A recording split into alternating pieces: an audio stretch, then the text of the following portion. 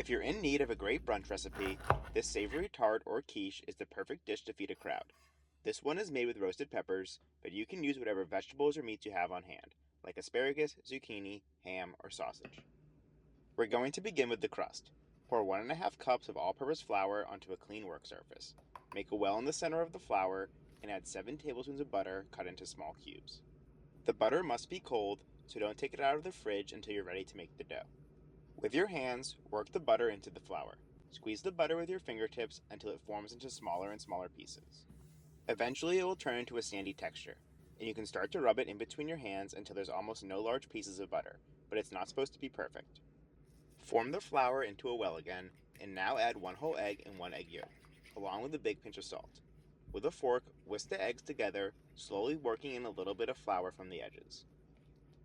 Once the egg gets fairly thick, push in most of the flour so you cover the eggs. The goal is to fold the flour and eggs together until the dough forms. It helps to do this with the bench scraper, but if you don't have one, you can just use your hands.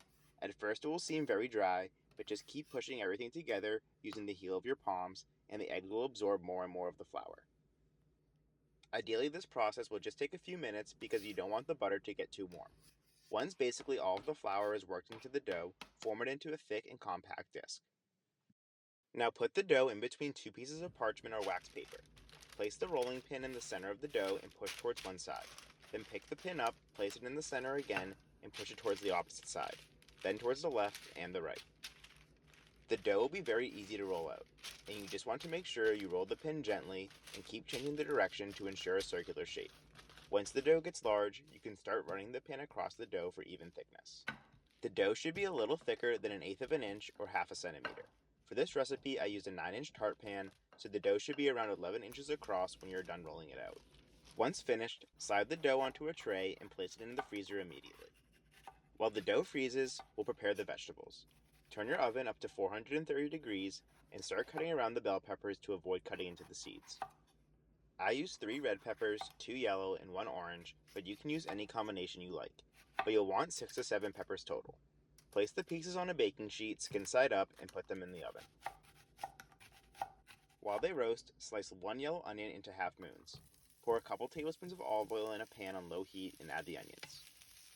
Stir them around to coat in the oil, add a big pinch of salt, and then just let them slowly caramelize, stirring every 5 minutes or so until they're very golden and soft. Once the peppers have been in the oven for about 25 to 30 minutes, the skin should be slightly blackened. Take them out and place them in a bowl and cover right away. This will cause them to steam so they can finish cooking and make the skins easier to peel off. While that happens, continue to cook the onions and make the custard for the tart, which will consist of 2 eggs, a half cup of whole milk, a big pinch of salt, and freshly cracked black pepper.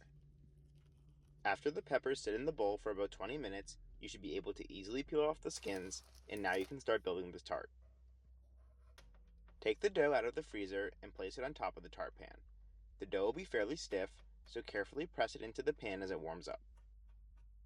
Aim to push the dough towards the rim of the pan so it evenly covers the bottom and edges. Once the dough is in place, you can fold over the excess so it naturally cuts off from the ridges.